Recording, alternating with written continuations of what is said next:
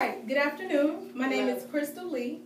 I'm here to inform you about my role as a Juvenile Supervision Officer for the Harris County Juvenile Probation Department. All right, I have a question before we get started. My question is, do you think that women should work in a maximum security facility? Yes. I think women should be able to do what men do. So. Oh, okay. So women should be able to do what men do. Absolutely. Yes. Okay. We should have the opportunity for sure. Okay. All right. Well, I'll just give you an overview of what I do. What we do in the facility is called Mandt, the Mandt Systems. The Mandt Systems is a physical restraint technique that we use in result of physical interaction, just in case someone's hurting themselves. We want to make sure that we use it to secure safety and security within the facility. So, the physical restraint that we use is consistent with dignity and respect. We want to make sure that everybody gets the right to be treated equal. Okay?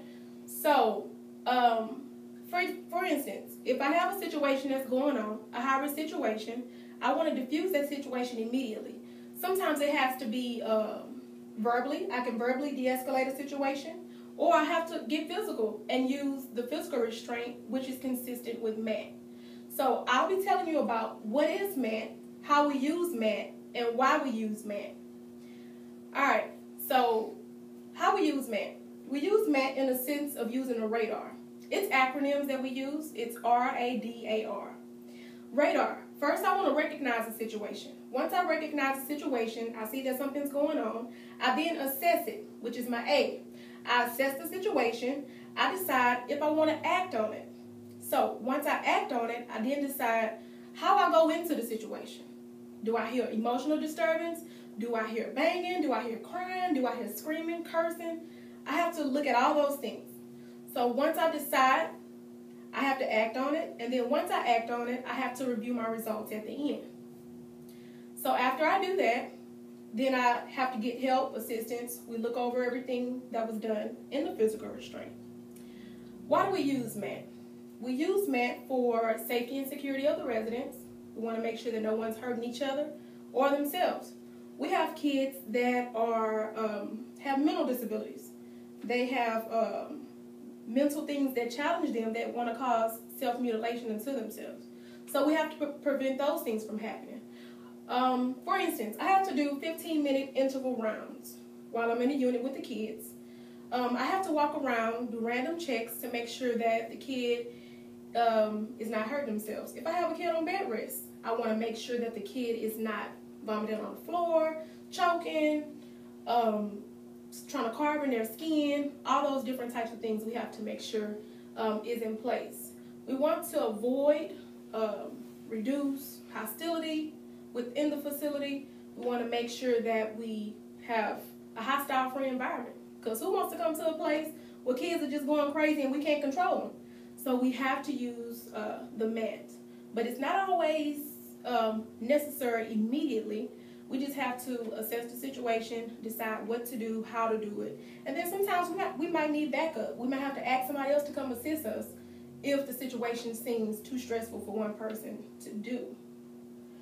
So what is Mandt? Physical restraint. 2, how do we use Mandt? We use it in the sense of applying the radar. 3, why do we use Mandt? Safety and security of the facility for ourselves, for the residents around us, and everybody in there. Now, conclusion. You can also use Mandt at home, on the go, if you're in public and you see something getting crazy and you need to intervene. If you cannot verbally de-escalate a situation, do know that you can use Mandt. You can get in there and bear hug the situation. And when using Mandt, I apply both of my arms around the resident in this manner, but I have it around their waist area where their hips are. And I close them in by sliding my arms down to them in a bear hugging manner. And I make sure that both of their arms are to their sides so that they cannot physically hurt themselves or anyone else.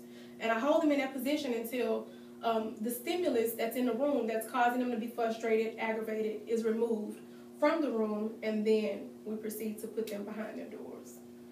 So, do we have any questions? Yes, ma'am.